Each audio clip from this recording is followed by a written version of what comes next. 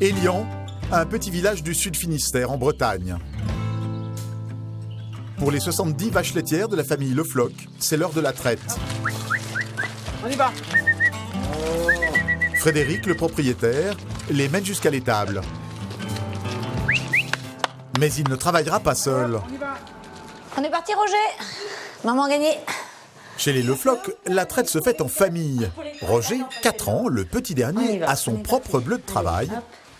Là, tu vas mettre des petits gants aussi? Comme sa maman Véronique. À la ferme. Attends. À peine le temps de goûter, comme ses 2 sœurs avant lui, Roger participe à la vie de la ferme. Tu vas avec papa pousser les vaches? Doucement, je t'ai dit, tu vas là et tu les pousses par derrière. Là, allez hop. Allez, tu marches là sur le bord. Allez, dis, allez.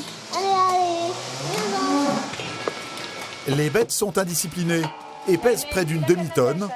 Du haut de ses 4 ans, Roger n'est pas du tout impressionné. Il a peur de rien, Roger, là?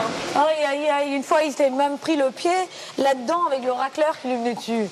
Donc, il n'a peur de rien. Il vient à la traite avec vous tous les jours, comme ça? Sauf quand on lui interdit parce qu'il vient de faire une grande bêtise. Avec leurs 70 vaches de race Prime Holstein, Véronique et Frédéric sont à la tête d'une exploitation importante. Dans la famille Le Floch, on fait du lait depuis 3 générations. C'est mon bateau, hein, bonhomme. Le couple produit presque 2000 litres de lait par jour pour le compte d'une grande coopérative laitière. Alors là, on tient les premiers jets, après on mousse, après on essuie et après on branche seulement. Grâce à leur machine très moderne, les Le Floch peuvent traire 10 vaches en 10 minutes. Mais le travail reste épuisant. 2 fois par jour, il faut brancher ce lourd appareil, ce qu'on appelle des griffes, pour tirer le lait. Ça fait entre 9 et 10 tonnes de griffes portées à l'année. Donc c'est vrai que... Ça tous les jours. Et ça tous les jours. Tous les jours. Véronique n'a pas toujours été fermière. Avant, elle était conseillère dans une banque. Elle est tombée amoureuse de l'un de ses clients, Frédéric. Et puis, en 2007, elle décide de le rejoindre sur l'exploitation. À l'époque, les cours du lait sont prometteurs. Le couple agrandit la ferme et fait construire ce bâtiment ultramoderne.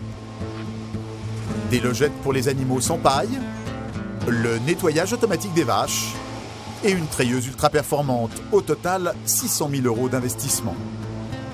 Mais en 2009, survient une surproduction mondiale de lait. C'est la crise, les prix s'effondrent. Normalement, les chiffres, ils permettaient d'avoir une activité rentable à 2. On pouvait investir, on avait même une marge de sécurité à l'époque qui était phénoménale. Aujourd'hui, elle a fondu comme peau de chagrin. Et les charges ont tellement augmenté. Faut voir, nous, on est payé le litre de lait autour de 30 centimes encore aujourd'hui. C'est le même prix qu'il y a 30 ans, quoi. On finit l'année avec jamais de trésorerie qui se dégage, quoi. Et on ne prélève rien. Donc ça part où? Ça part dans les factures. Depuis 2 ans, le couple ne se verse aucun salaire. Faute de moyens, ils ont dû se séparer de leur unique salarié. Aujourd'hui, ils sont obligés de compresser les coûts à l'extrême. À la fin de la journée, Frédéric s'occupe des nouveau-nés. Séparés de leur mère à la naissance, ces petits veaux ne savent pas encore boire tout seuls.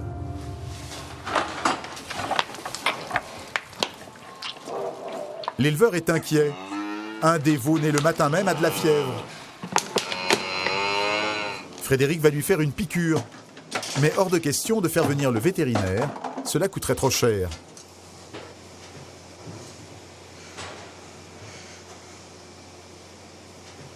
Aujourd'hui, un veau malade, on ne peut plus le soigner au minimum par médicament. Pourquoi? La valeur du veau est nulle. Le petit veau que je suis en train de donner à boire vaut aujourd'hui, allez, je vais dire 50 à 60 €, en sachant que sa dose d'insémination, qui est pour le concevoir, a coûté 39 €. S'ils sont malades, vous n'avez pas les moyens de les traiter? On n'a pas les moyens, on ne peut plus prendre les moyens de le traiter. Donc qu'est-ce qui se passe? Vous le laissez On va le laisser mourir, mais on s'attelle un maximum, ça veut dire par une hygiène parfaite l'hygiène parfaite du veau pour qu'on ait le minimum de problèmes. Pour un éleveur, perdre une bête est toujours un crève-cœur. Mais Frédéric sait que son métier n'a plus grand-chose à voir avec celui de son père et de son grand-père. Tout ça, c'est au nom de la rentabilité. Si on n'est pas rentable, de toute façon, on dégage. Aujourd'hui, c'est pour sauver leur ferme que se battent éleveurs et cultivateurs. Ils sont 10 000 chaque année à mettre la clé sous la porte. Face à eux, des marchés où les prix peuvent s'envoler ou s'effondrer en quelques jours, sous la pression des grandes surfaces et des coopératives. Pour nous, le but, c'est d'avoir le prix le plus bas pour pouvoir forcément tirer le plus de marge derrière. Pour moderniser leur ferme, les agriculteurs se sont bien souvent surendettés. Il leur faut aussi obéir à des contrôles toujours plus tatillons, sous peine de voir s'envoler les aides de l'Europe et de ne plus savoir comment boucler les fins de mois. Un pas de travers, un financement de trop peut suffire à faire basculer l'affaire. Les clés de la survie pour de plus en plus d'agriculteurs, la vente directe aux consommateurs ou les produits d'exception, à condition de multiplier les compétences sous le bleu de travail. Il faut être éleveur, il faut être vétérinaire, il faut être maçon, plombier, électricien, il faut être boucher, il faut être commerçant.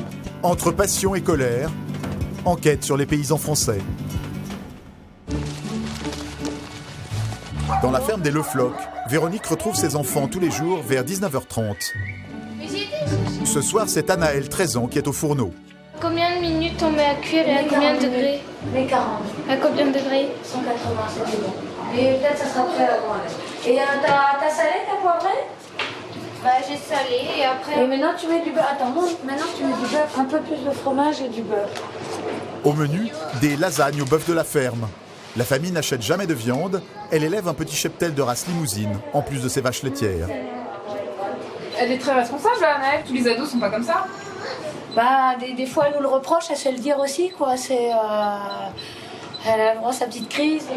Et toi, tu penses que plus tard, t'aurais envie de faire ça, de reprendre la ferme? Non. C'est pas mon truc, c'est plutôt le truc à mon frère et à ma soeur. C'est trop de travail. Et après, il n'y a pas de vacances, il n'y a rien.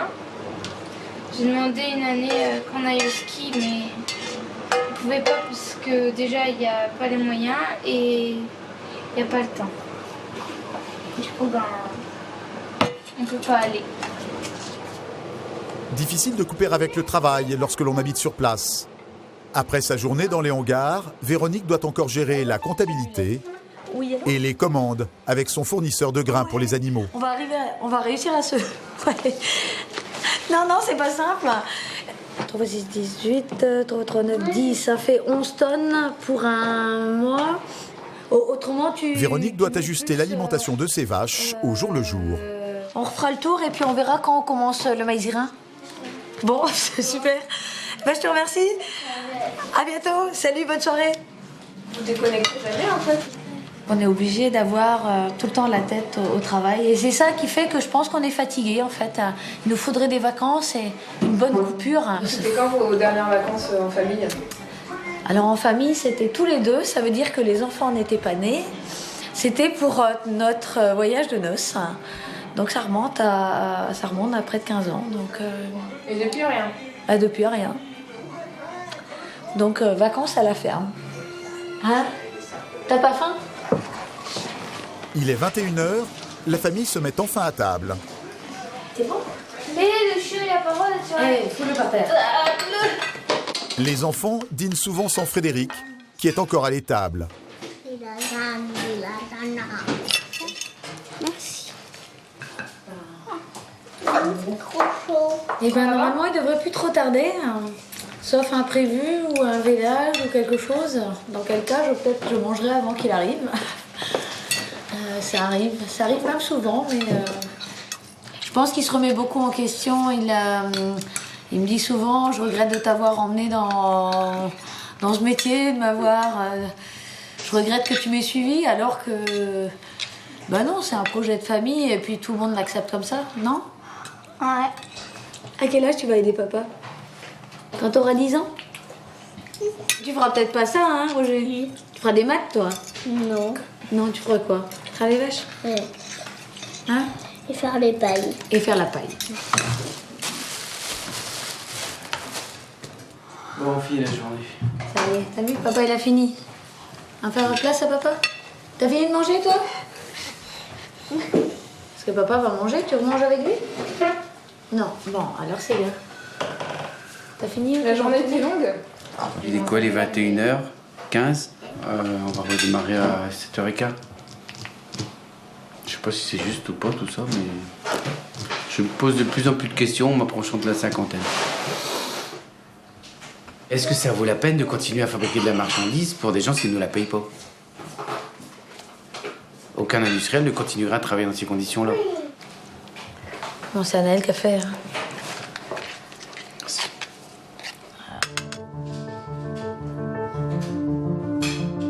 Frédéric et Véronique ont l'impression de ne pas être rémunérés à la hauteur de leurs efforts. Le couple est en contrat avec Sodial, l'une des plus grosses coopératives laitières en Europe. 2 fois par semaine, le lait est collecté, puis ramené dans cette laiterie, à quelques kilomètres de chez eux, où il sera mis en bouteille, mais aussi transformé en yaourt et en beurre, vendu sous de grandes marques comme Yoplait ou Candia. Sodial paye le litre de lait 33 centimes au producteur. Véronique estime qu'il lui en faudrait 45 pour joindre les deux bouts. Résultat, elle est constamment obligée de jongler avec des prêts de la banque et les aides européennes de la PAC, la politique agricole commune. 40 000 € cette année. L'industriel est libre de nous donner ce qu'il veut, en gros, parce que il vient prendre notre lait, il se sert et il nous donne après ce qu'il veut. Même avec les aides, le couple ne s'en sort pas. Il a manqué au Le Floch 39 000 € de trésorerie l'année dernière. Impossible de changer de coopérative. Sur leur zone, elle jouit d'un monopole de fait. Rompre leur contrat leur vaudrait de grosses pénalités. Pas de salaire pour le couple, leur seul revenu 1 000 € par mois, le loyer d'un bien immobilier dont Véronique a hérité. Avec cette somme, la jeune femme couvre tout juste les besoins de la famille. Au supermarché, elle va à l'essentiel. Regarde juste les prix. Pas de viande, car elle en produit à la ferme. Quelques fruits et légumes qu'on ne cultive pas en Bretagne. J'achète un peu de légumes et j'ai de la chance d'avoir des voisins qui en produisent. Donc on arrive à faire un peu de troc, du lait contre des légumes, ou des fois de la viande. Et un peu de fromage. Presque un comble pour une productrice de lait. Attends, on va essayer ça. Hop. Et ben, si j'avais le temps, je le ferais, mais il faudrait encore que... Il faudrait que je me lève le jour et la nuit, que je dormirais plus, quoi. Véronique n'achète évidemment jamais de lait, mais elle ne peut s'empêcher de faire un tour dans les rayons pour regarder les prix. Eh ben, y en a pour tous les goûts. Le lait entier premier prix est à 98 centimes le litre, 3 fois le prix payé à Véronique.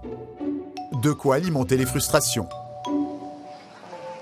Oh bah, ils se font une marge. Alors qui se fait la marge? Entre qui elle est répartie? À combien ils l'ont acheté le litre sorti usine? Chacun s'est fait une bonne marge, l'industriel comme le distributeur. Et puis nous, on n'a même pas couvert nos coûts de production. Donc je pense qu'ils ont tellement compris qu'il y avait des producteurs qui étaient prêts à produire. Et donc ils se disent, tant qu'ils ne seront pas plus virulents, qu'ils ne demanderont pas plus, qu'ils prennent ce qu'on leur donne, tout va bien, quoi. À la caisse, Véronique a rarement de gros chariots. Non, ça vous fait 40,82 €, s'il vous plaît. Alors par carte. 40 €, c'est votre budget de la semaine? En yaourt, vu qu'on en fait nous-mêmes, en viande, on n'en a pas. Donc c'est vrai que, hormis le pain, oui, on fait avec. Hein. Comme Véronique, de plus en plus d'agriculteurs ont du mal à boucler leur fin de mois. La crise ne touche pas seulement les producteurs de lait. Nous sommes à une centaine de kilomètres de là, dans le Nord Finistère, à Saint-Paul-de-Léon. Sur ces terres fertiles, proches de l'océan, on cultive des légumes depuis des siècles, même en hiver. La région compte plus de 1500 producteurs, parmi eux Alain Quéré et son épouse Danielle. La saison des choux-fleurs vient tout juste de commencer, alors au petit matin, qu'il pleuve ou qu'il vente, ils sont tous les jours au champ. Tout ce qu'on voit qui est vert, là, c'est des choux. C'est bien, on voit, il y a différentes variétés. On voit, suivant le feuillage, c'est vraiment... Saint-Paul, c'est le chou. Hein. Ici, on est doué pour ça. Avec leurs cirés, leurs longs couteaux, ils ont attaqué dès 7 h du matin. Pour la récolte, il n'existe pas de machine. Les choux-fleurs sont coupés, un par un. Ah ben, pour les choux, il n'y a pas de choix. Hein. De toute manière, ils n'iront pas tout seuls dans les cajots, donc on est obligé de les travailler à la main. Ouais. Bon, après, c'est une question d'habitude. Hein. C'est à la longue. Traquer les têtes les plus mûres, égaliser les feuilles. Ces gestes, Alain les connaît par cœur. Voilà déjà près de 40 ans qu'il travaille dans ces champs. En pleine récolte, les légumiers peuvent couper jusqu'à 300 choux par heure. Il est pas mal, hein? Chez les Quéré, il n'y a pas de salariés. Comme dans un tiers des fermes en France, on travaille en couple. Pour le meilleur, comme pour le pire. Des fois, quand on est au boulot, on peut avoir peut-être quelques points de vue différents. Alors des fois, ça chauffe un peu, mais enfin bon, pas vraiment, quoi. Au champ, ça compte pas vraiment. Ça fait combien de temps que vous travaillez avec votre mari? Exactement, depuis que je me suis mariée en 87. Donc, ça fait déjà pas mal de temps. Je suis tout le temps avec lui. Alain a hérité des terres de ses grands-parents. 13 hectares, une exploitation modeste, qui rapporte au couple de moins en moins d'argent. Tu aimais ça? Quand tu étais jeune, t'allais au champ en courant? Il n'y avait pas un instant à perdre. Et maintenant? Moi, déjà, on court moins vite. Donc, et puis, bon, les choses ont changé. Hein. On nous donne un peu ce qui reste pour le prix et au niveau du travail, quand même, on s'investit assez, quoi. Comme la plupart des producteurs de Saint-Paul, le couple travaille pour une coopérative. Alain livre ses choux-fleurs dans la journée. Ils partiront en grande surface, en France et dans toute l'Europe. Plus encore que le pétrole ou le cuivre, les prix des produits agricoles sont particulièrement volatiles. Entre la surproduction et les caprices de la météo, les cours des légumes des Quéré se sont effondrés. Avec ses choux-fleurs, Alain espère sauver son année, mais il n'a aucun contrôle sur les prix. Ils sont fixés de l'autre côté de la rue, dans une salle des ventes qu'on appelle le marché au cadran. Les légumes sont vendus par lot et par catégorie, en très grande quantité. Le chou-fleur en bas par l'heure, il n'y a pas de rectificatif? Le chef des ventes fixe un prix de départ.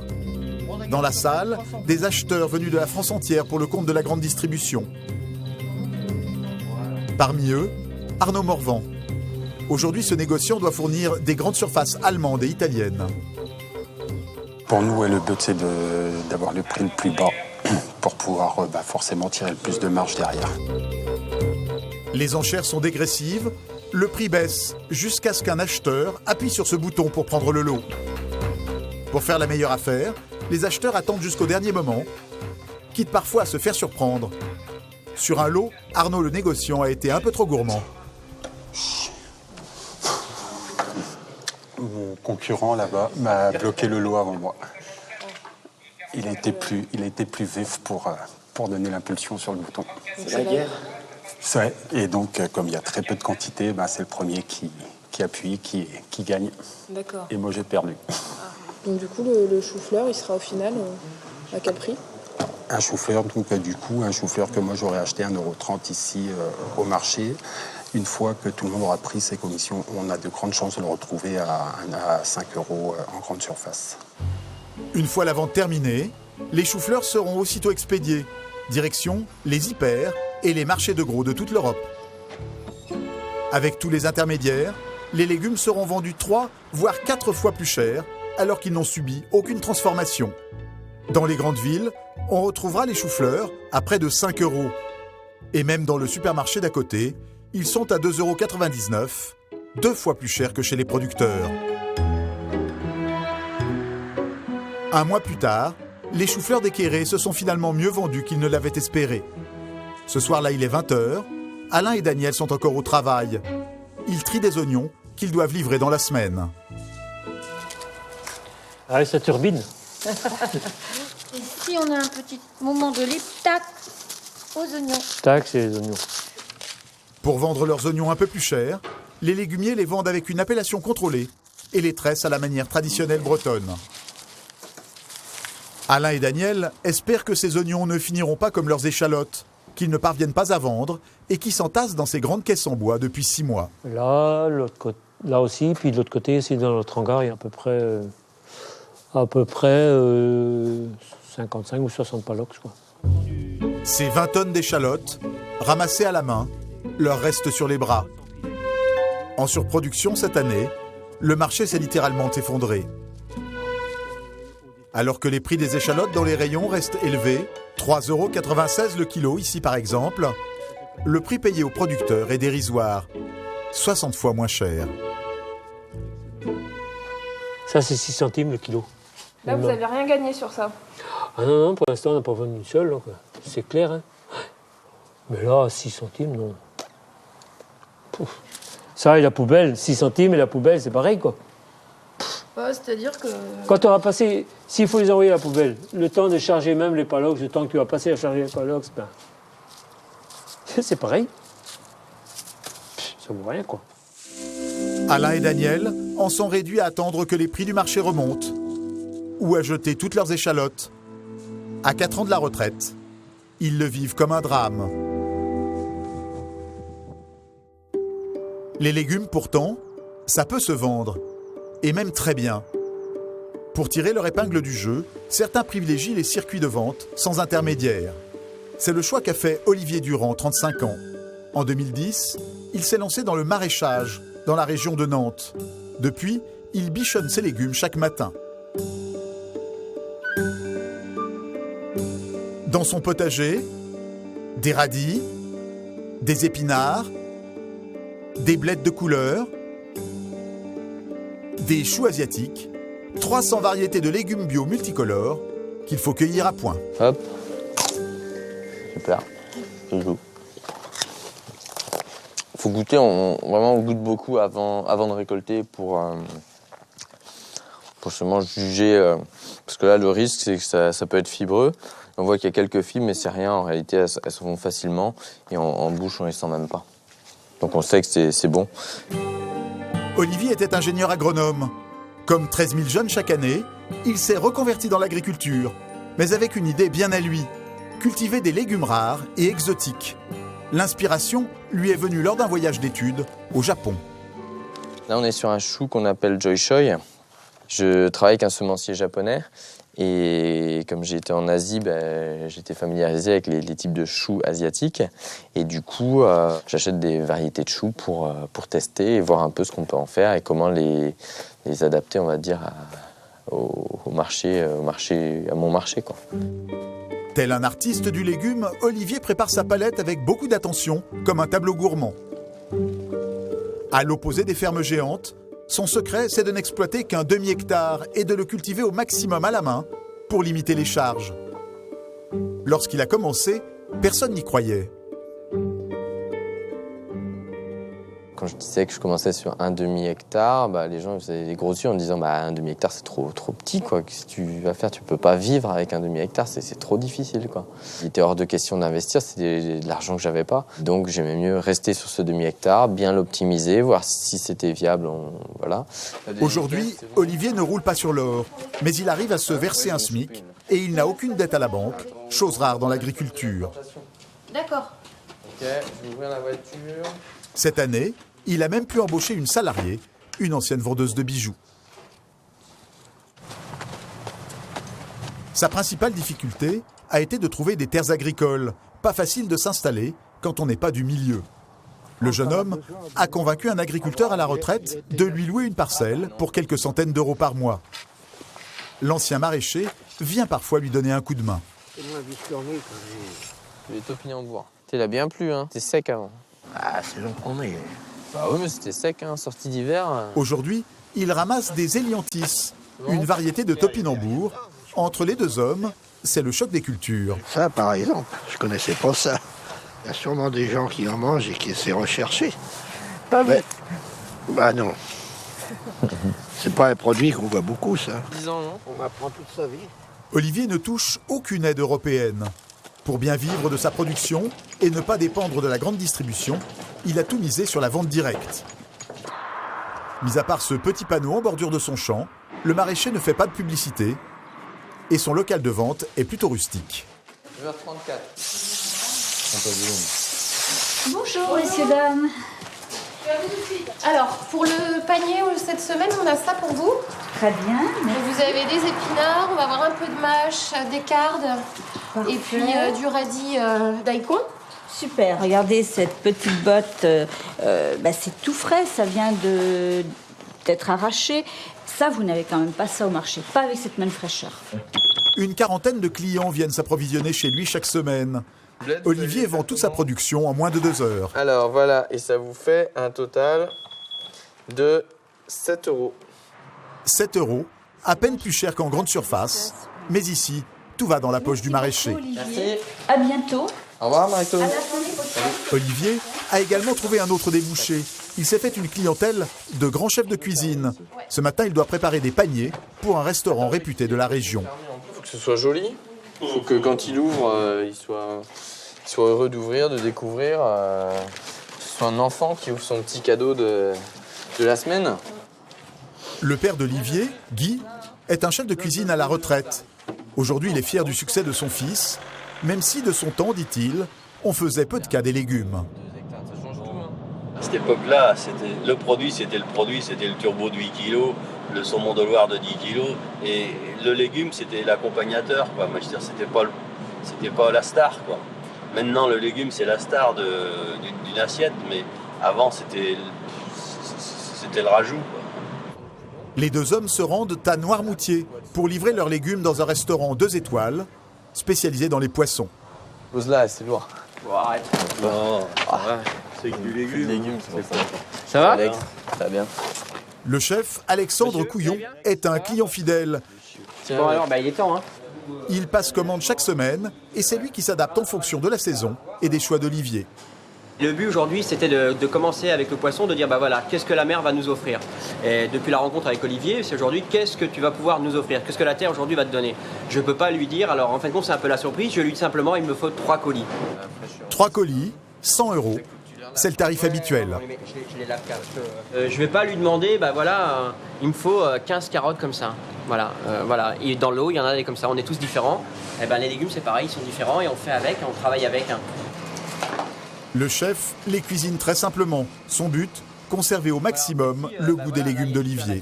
On va continuer à les confire. Ça vous étonne de voir vos légumes comme ça, Olivier? C'est génial, c'est top. Là, je me régale, là, j'ai envie de tout manger. Non, il y a vraiment un beau travail derrière. C'est la cerise sur le gâteau. Voilà, on a tout notre travail, là, quand on peut goûter juste un peu, c'est excellent. Là, vraiment, mon palais, il est aux anges. Ces petits trésors finiront dans l'assiette des clients. Entre 64 et 148 € le menu.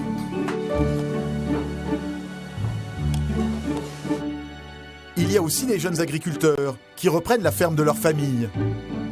L'agriculture a toujours été affaire de transmission et elle le reste. À 22 ans, son BTS tout juste en poche, Florian Belot ne connaît pas les grasses matinées. Tous les matins à 6h30, il quitte son logement pour se rendre à la ferme qu'il exploite avec son père, à 5 km de chez lui. On travaille avec du vivant, donc avec des animaux, et il faut y aller tous les jours, quoi. Samedi, dimanche compris, le jour de Noël pareil. Il y a des matins, des fois, quand on en a un peu marre, on dit je veux rester au lit, je serai plus tranquille.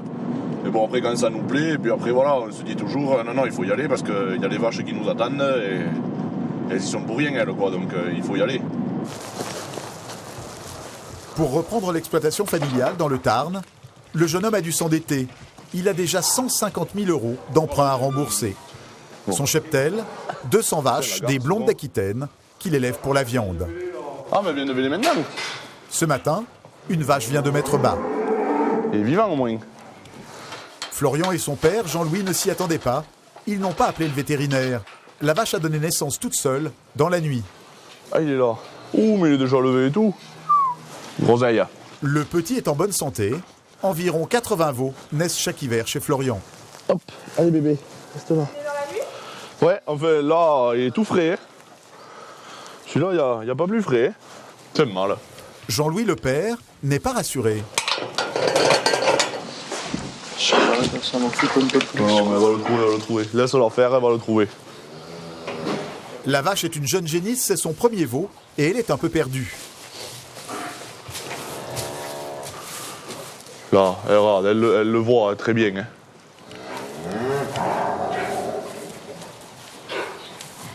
Voilà, elle l'a trouvé là, tu vois. Elle le lèche, c'est bon. Voilà. Voilà, on arrive, le veau il est vivant, il est debout, il marche. Que demander de mieux quoi. C'est une bonne nouvelle. Ouais, ça commence bien déjà. La journée commence bien aujourd'hui. Là, c'est rien à faire. Là, c'est les meilleurs moments, ça. C'est les meilleurs vélages qui se passent comme ça. Mais bon, maintenant, il va falloir qu'il tète et peut-être il faudra l'aider. Donc là, ça va être un peu de boulot. Les vaches passent l'hiver à l'étable. Allez, le loulou.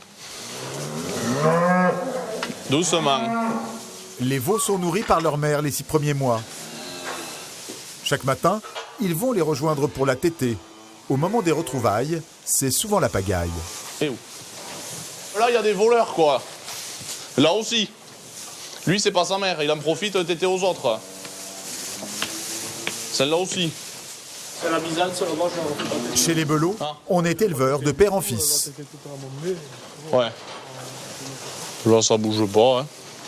Le grand-père avait commencé en 1962 avec 10 vaches et quelques hectares. Petit à petit, l'exploitation s'est agrandie.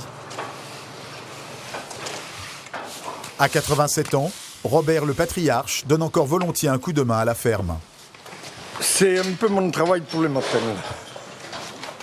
Et après, quand ils ont fini de donner à manger, alors là, je m'en vais. Pourquoi ils ont besoin d'aide? Et là, ils n'ont plus besoin de personne. Mais ils ont besoin de vous? Non, ils feraient sans moi. Hein. Alors pourquoi? Hein? Pourquoi vous êtes là alors? Parce que je viens voir mes copines. Là. Je viens voir les vaches. On y est né. On ne peut pas s'en passer.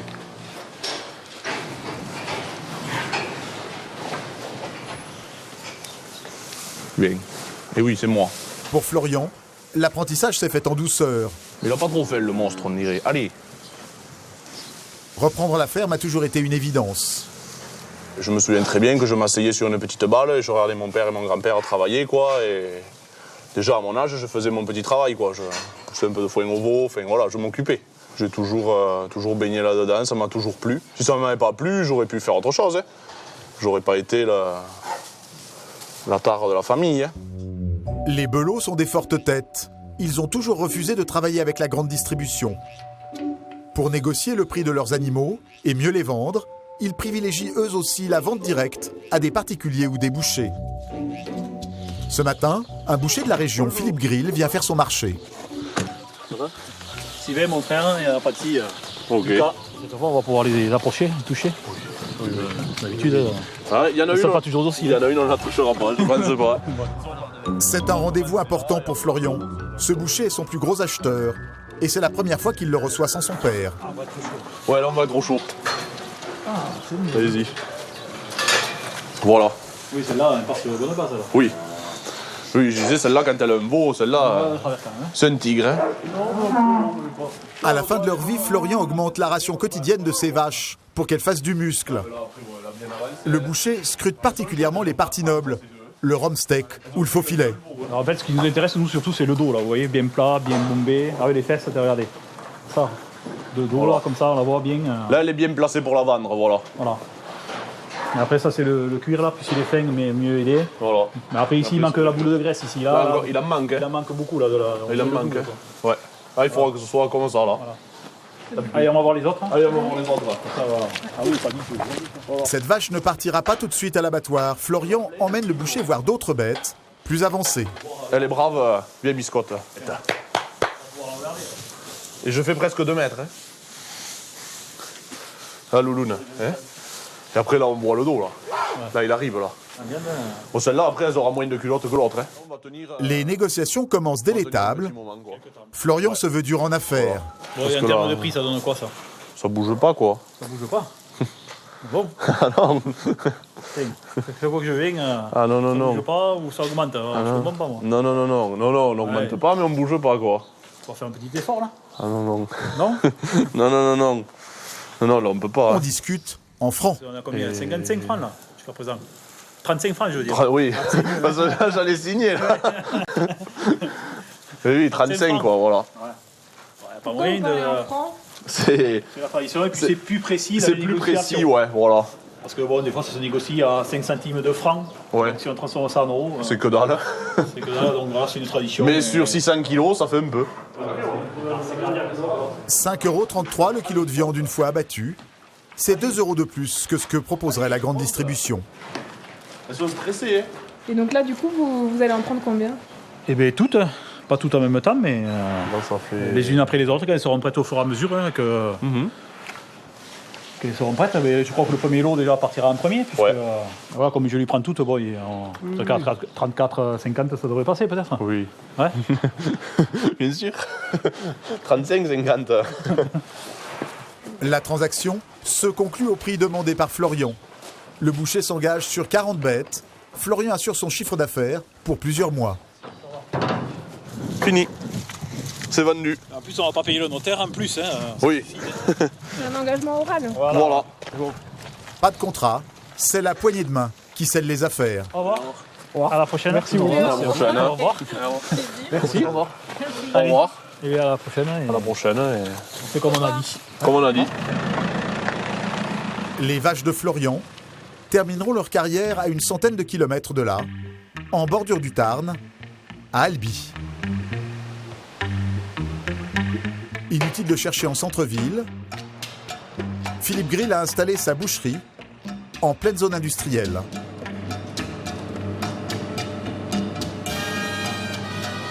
T'es prêt, Bruno? Ouais. Cette cuisse de vache pèse à elle seule 70 kilos. Pour qu'une viande soit tendre, le boucher doit la faire mûrir pendant quelques semaines. C'est pour cela qu'il vérifie que les vaches qu'il achète sont bien enrobées. En fait, ce qu'il fait pour la conserver, pour la faire maturer, ce qui est important, c'est cette couverture de gras. S'il n'y aurait pas ce gras, la viande poisserait, serait vraiment... il y aurait beaucoup de déchets, quoi. Comme la plupart des bouchers artisanaux, Philippe Grill achète les carcasses entières des bêtes et en utilise toutes les parties. Avec le faux filet, ici. Après, ici, vous avez la côte de bœuf. Voilà, la côte de bœuf.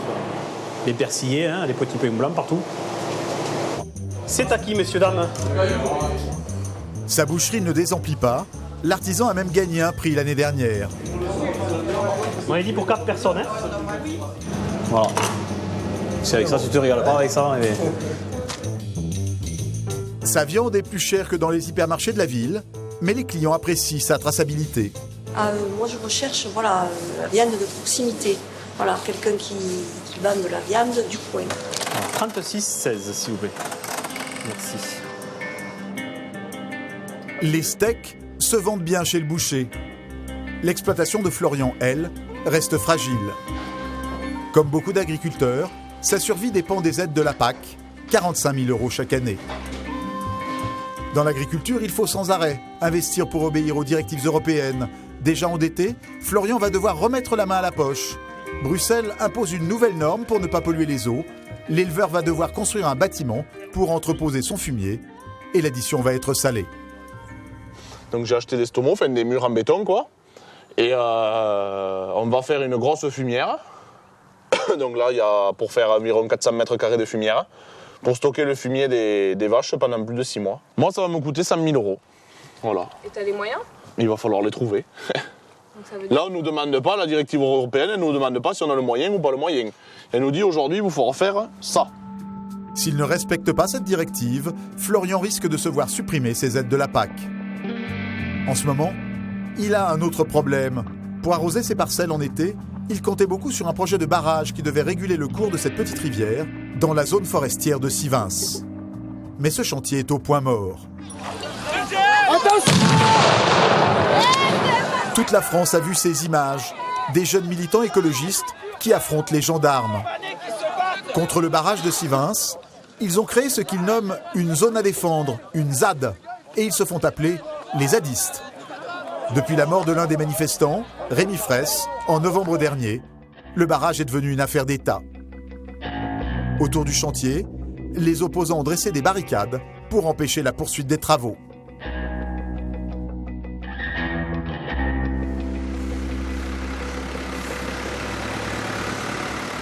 Comme beaucoup d'autres agriculteurs, Florian ne comprend pas comment quelques centaines de manifestants peuvent remettre en cause une décision de l'État. Ça a été déclaré d'utilité publique. Et comme par hasard, et les autres, ils arrivent 2 ans après, quand les travaux commencent, ils disent hop, hop, hop, hop, nous on n'est plus d'accord. Mais c'est trop facile, quoi. C'est comme un match de rugby, nous on leur a dit clairement, on leur a dit un match de rugby, ça se joue première et deuxième mi-temps. Hein. Alors troisième mi-temps, on refait le match si vous voulez, on en discute, mais on va pas rejouer, quoi. De toute façon, on peut pas discuter, ils sont bornés, et ils ont des œillères, et voilà, c'est comme ça, voilà. Eux, ils sont là pour être leur petit truc individualiste, et... Même il y en a la moitié qui ne savent pas pourquoi ils sont là, malheureusement. Et voilà. Ce qui nous énerve, c'est qu'on se fait traiter tous les jours de pollueurs, de profiteurs, qu'on touche des sommes PAC énormes et tout. Mais c'est totalement faux. Le jeune homme ne compte pas se laisser faire. Le lendemain matin, il se prépare avant de participer à une opération coup de poing pour défendre le barrage de Sivins. Ah oui, ça fait un moment qu'on sait faire maintenant ça. Avec une centaine d'autres agriculteurs, il veut se rendre en tracteur sur la zone occupée par les zadistes. Ouais, c'est une démonstration de force et surtout une démonstration de ras-le-bol pour montrer que c'est bon, les locaux, les agriculteurs locaux, tout ça, les riverains locaux, on est capable de prendre nos décisions et c'est pas 50 illuminés là qui font la loi en France, voilà. Mais aujourd'hui, il vaut mieux pas qu'on les rencontre. Je leur souhaite qu'une chose, c'est qu'ils ne croisent pas un agriculteur par là parce que sinon, ça va très mal se finir pour eux, quoi. L'incompréhension entre les agriculteurs et les militants écologistes n'est un secret pour personne. Sur place, les gendarmes les attendent en nombre. Ah mais il y a les moyens, hein. Les paysans comprennent vite qu'ils vont devoir renoncer à chasser les écologistes. Ils décident de bloquer la circulation.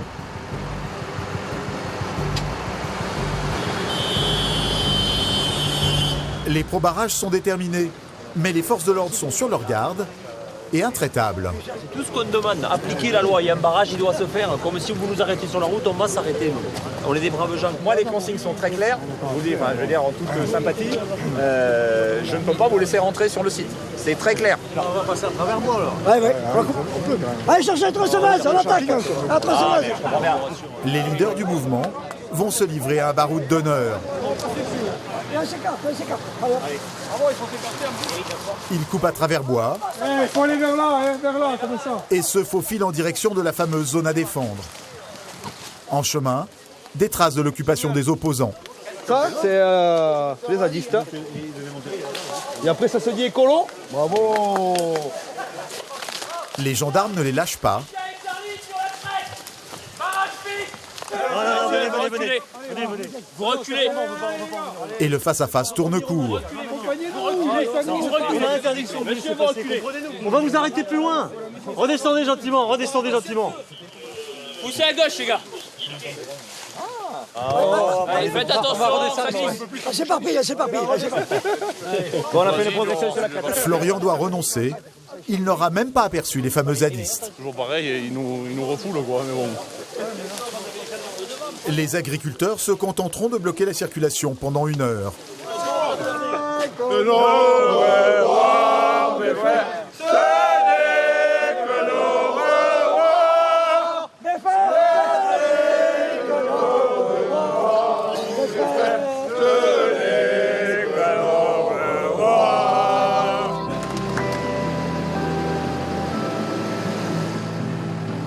Depuis cette manifestation, le calme est revenu dans la vallée.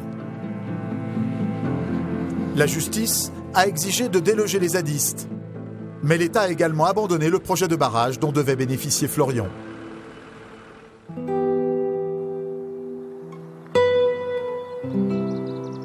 Dans le sud Finistère, la ferme des Le Floch s'est réveillée tôt, comme chaque jour. À l'heure du petit déjeuner des enfants, Véronique s'apprête à prendre la route. À ce soir, Inès. T'oublies pas le lait, hein? Aujourd'hui, elle ne participera pas à la traite. Elle a un combat à mener. Comme la moitié des agriculteurs, Véronique est syndiquée. Elle a rejoint la Coordination Rurale, un syndicat rival de la FNSEA, et elle sillonne la Bretagne pour défendre les éleveurs comme elle. Face à la concurrence des fermes géantes, elle s'accroche par amour de son métier. D'autres ont fait un choix plus radical. Comme les Le Floch, Nicolas Postic était producteur laitier. À 40 ans, il a revendu l'intégralité de son troupeau pour se reconvertir dans les céréales bio. Ça, c'est incroyable, hein? Et elles sont où les vaches? Il y en a en Espagne, il y en a dans toute la France, il y en a un peu partout, mais il n'y en a plus ici. Lassé de travailler 7 jours sur 7, pour trop peu de revenus, Nicolas Postic a rompu son contrat avec sa laiterie. Après une période difficile, il n'éprouve plus de regrets. Il ne gagne désormais pas mieux sa vie, mais il peut prendre des vacances. On avait un salarié, il y avait mon frère et moi, on avait un salarié, et on aurait aimé avoir un prix du lait un peu plus rémunérateur pour pouvoir prendre un deuxième salarié pour se dégager du temps libre. Et donc il n'y a aucun accord n'a été trouvé, donc on a arrêté. Et là, de voir ça vide, ça vous fait quoi? Eh ben, j'espère que ça n'arrivera pas chez moi. Si ça arrivait, c'est qu'on n'aurait pas le choix. Mais franchement, c'est dommage parce que des producteurs comme Nicolas, Stéphane, avaient tout à fait leur place aujourd'hui. Ils auraient dû être dans les plus compétitifs. Mais quel traitement, quelle reconnaissance. Ils ont fait leur choix. On doit partager les choix de chacun. Et il ne faut pas que tout le monde prenne cette décision parce que sinon, les plans qui sont faits pour l'avenir de la France laitière, ils ne seront pas tenus. Hein.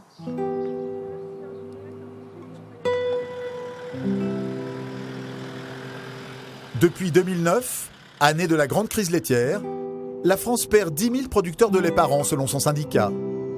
Et cette année, ils pourraient être encore plus nombreux à disparaître. Véronique se bat pour empêcher le naufrage. On n'est pas à l'abri. Demain, nous, un pas de travers, un financement de trop peut suffire à faire basculer l'affaire. Enfin, c'est épuisant à la fin, des fois. Des fois, je sais plus. Devant l'ampleur de la tâche à accomplir, il lui arrive de craquer. Oui, je sais que c'est indigne des fois, mais bon... Non, mais ça vaut peut-être le coup. J'aimerais que les politiques ils baissent moins les bras et j'espère que le rendez-vous qu'on va avoir tout à l'heure, il servira à quelque chose et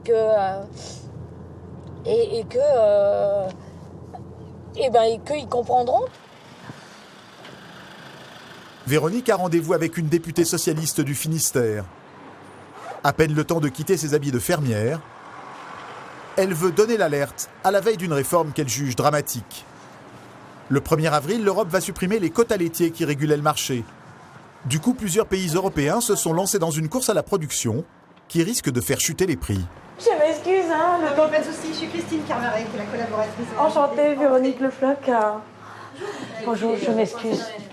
On était à Ploudaniel, coincés là-bas. Je vous en prie. On va essayer d'être efficace. Bon, allez-y. On était en train de parler du prix du lait, vous voyez. Véronique a une demi-heure pour convaincre. C'est le côté. Donc là, demain, mais on emmène tout le monde par terre. Qui va tenir?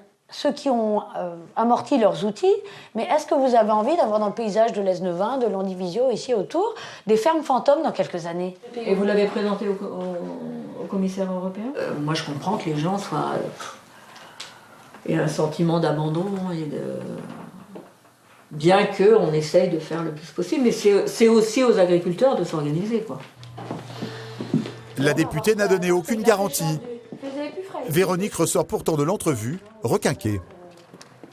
C'est important d'être entendu et des fois on peut être rabâcheur, mais quand ils nous connaissent après, ils nous aiment bien et on leur apprend, c'est du donnant-donnant, quoi. La jeune femme veut rester optimiste, ne serait-ce que pour ses enfants. Car la vie à la ferme, c'est aussi un monde de petits bonheurs. Les mercredis, lorsqu'il fait beau, Inès, la fille cadette, monte Eclipse, son cheval. Pendant que Roger accompagne son père chercher de la luzerne sur son tracteur. Ces moments, le petit garçon ne les raterait pour rien au monde. Mais pour l'avenir, son père lui souhaite une autre vie. À l'heure actuelle, non, mais je ne souhaite pas que mes enfants reprennent l'exploitation. C'est pas possible, on peut pas. C'est pas possible, c'est trop de sacrifices pour rien du tout. C'est triste de dire ça, que c'est un constat d'échec. C'est un constat d'échec.